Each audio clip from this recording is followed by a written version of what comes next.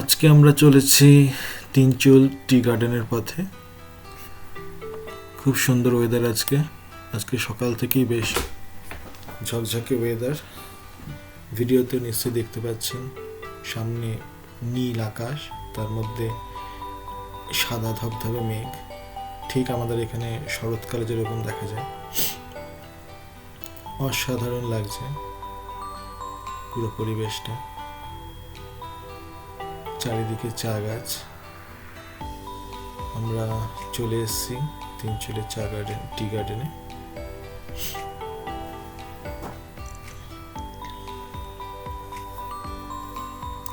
এখানে এরকম বেশ কিছু জায়গা আছে যেখান থেকে আপনারা পাহাড়ি যেখানে লোকেদের পোশাক আপনারা ভাড়া করে নিতে পারবেন। পোশাক, গয়না, এই চা তোলা ছুরি, এরাও চলেছে, আমার ওয়াইফ এবং ছেলে। কিন্তু প্রচণ্ড রোদ, তাকাতে পারছে না রোদের দিকে। কিন্তু ওয়েদারটা খুব সুন্দর, হালকা ঠান্ডা, হালকা হালকা ঠান্ডা ওয়েদার। আমার ছেলেকেও খুব সুন্দর করে সাজিয়েছে, নেপালিদের মতো ছোট্ট টুপি, এরকম জ্যাকেট, গলায় বেশ সুন্দর মালা। কিন্তু এখানে চা বাগানে ছবি তুলতে প্রচুর লোকজন রয়েছে, ভিড় রয়েছে। যদি আমার ছেলের একটু অসুবিধা হচ্ছে চা পাতার মধ্যে দিয়ে যেতে। তো এখানে আমরা কিছু ফটো শুট করে নেব, স্টিল ফটো।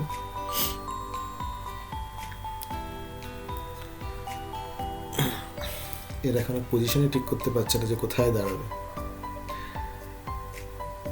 দেখুন পেছনে পাহাড়টা কি সুন্দর দেখাচ্ছে, পাহাড়ের মাথায় সব মেঘ জমে রয়েছে, চারিদিকটা কি সুন্দর। এরা ততক্ষণে এদের পজিশন ঠিক করুক, আমি একটু চারিদিকটা দেখে নিই। অসাধারণ লাগছে। এখানে প্রত্যেকটা চা বাগানেরই সৌন্দর্য আলাদা। আপনারা দেখেছেন হয়তো, আমরা আগে শিলংয়ে গেছিলাম, সেখানকার চা বাগানটাও খুব সুন্দর, ভীষণ সুন্দর লেগেছে আমার। ইনফ্যাক্ট আমার তো তিনচুলের থেকে ওটা বেশি সুন্দর লেগেছিল।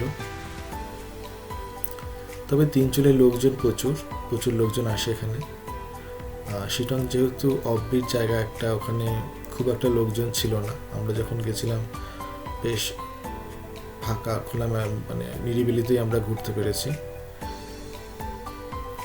আবার সেই সুন্দর রাস্তা, চারিদিকে চা বাগান, দুদিকে সামনের প্রাকৃতিক দৃশ্য দেখলে মন ভরে যাচ্ছে।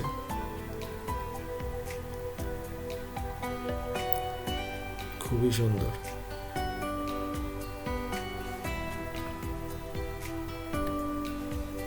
মনে হয় এরকম ভাবেই চলতে থাকি, এত সুন্দর রাস্তা চারিদিকে। ও আকাশটা দারুণ লাগছে, পরিষ্কার ঝকঝকে একেবারে।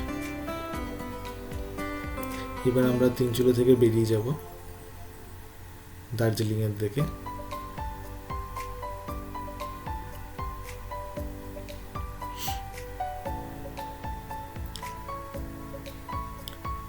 এই রাস্তা দিয়ে